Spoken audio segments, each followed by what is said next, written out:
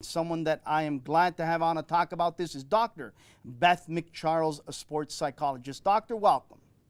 Hello, Anthony. How are you? Thanks for having me on tonight. Pleasure's all mine, and I thank you so much for making time out of your busy schedule. Doctor, let's talk about it. Today's a special day. It's an important day. I put down a bunch of questions and things that I'd like to get your thoughts on and get some advice out there to the moms and dads, coaches, and kids. So let's start with this one here. The first question I have down here. How has the recent youth sport environment affected overall mental health in our children today? Great question. This generation's coming up is definitely different. We certainly have more awareness of mental health, but it needs to be more. And with the youth coming up and the pressures that coaches and parents and external factors put on our youth in sport, it's becoming pretty prevalent certainly in my practice and in my college practices. Doctor, I know myself as a parent of two boys, I'm guilty of a lot of these things, but for my first son, I put him in soccer to have fun, put him in hockey to have fun, and then as he got to an age of, let's say, 9, 10, 11, started to play single-A hockey, competitive rep soccer, I got myself more and more involved verbally, whether it's in the car, unfortunately, berating my son for missing that tackle or not scoring the goal when he had. And I want to ask you this. I thought about this before you came on. I said to myself, I wonder if my two sons would come here to the show, into the studio, and yell at Dad and say, Dad, that was a stupid question. Dad, that was a stupid guest you have on and on. How come we as parents do that to our kids? How come coaches do that? Yeah, really great reflection. And that's a question we need to ask ourselves, before we get into the car, or before we head into practice or after a game. We really need to understand how these conversations are affecting our children. And you're not alone. Like the hype of sport and the competitive nature, and if you're a competitive parent or have played before, you naturally have that. And we want our children to be successful. But we really need to be mindful of what we're saying to our children. And if we're always praising the outcome instead of the process or the hard work, that's going to be detrimental to their success and potentially their mental health later on. Doctor, what can parents do to help their children cope with intense youth sport culture and remain stable and healthy, in your mind?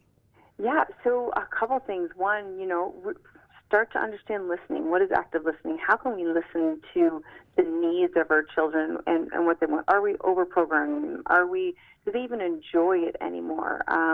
Do they love it so much that maybe they want to go in something extra, and we're not pushing that way? But listening to our children is really important. The second thing I would say is, encourage and build that confidence. Confidence to me has been such an important factor in my practice and working with teams, to the Olympic level, all the way down to youth, and confidence is big. So how can we build the confidence of our children? And the last thing I'd say is, like we mentioned before, the car ride home. The couple of key things that you can say is, I really enjoyed or I loved watching you play today. The next thing is, are we praising the work ethic or our deliberate goals over the outcome, the wins and losses, or did they get a goal or not? And the most important thing, are you having fun, or did you have fun out there today? I think there are three really important things to think about. And those are great points you make. And again, I'll use myself as an example because both of my sons are young men now, and they're one in university, one is in the work world. And I reflect and I think to myself, Doctor, and maybe you've heard these stories before, with my first son, he calls himself the experiment son. The second one, it was much more easier. I learned to keep my mouth shut, to keep my emotions in check. I learned to use the words much more, delicately. And I talked about, let's go out and grab a burger and ice cream. Who cares about the loss? I believe in you. We're in this journey together, on and on. But unfortunately, with the first one, I put my mouth too many times in the wrong place at the wrong time with him. Yeah, you know what? We're not going to be perfect. I think none of us are perfect, and it's all experimenting and trial and error. And we mean best for our children. That's the most important thing.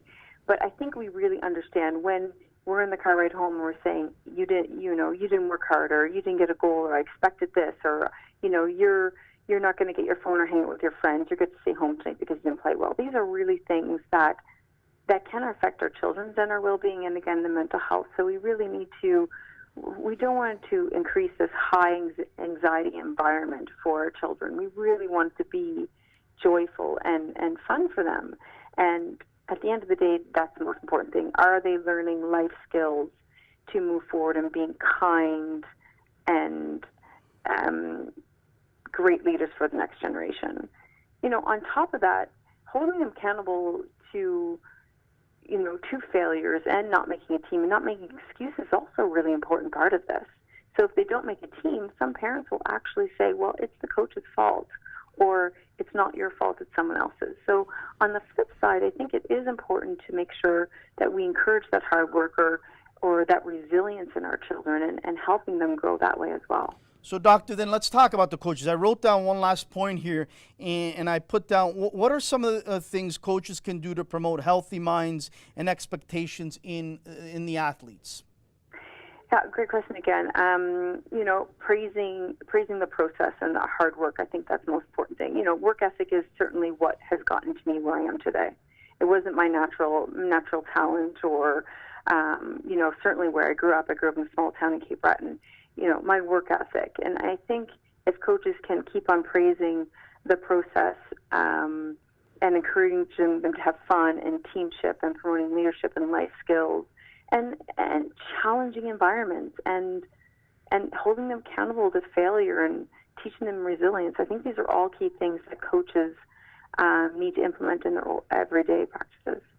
Doctor, words can be deadly. I remember listening to a couple parents with my second son on the sidelines after a game. Both of them practically, berating their son nonstop for a good 2 minutes. And one parent looked at his son and said, I'm not here to waste my time, spend money to put a gas in the gas tank, and put my life upside down for you to give me a blankety-blank effort like you did tonight. I literally wanted to crawl underneath the lawn chair that I had there because I was embarrassed and I felt like hugging the kid and saying, let's go grab a burger or something. He didn't mean that. How do we address that? How can we deal with things like that?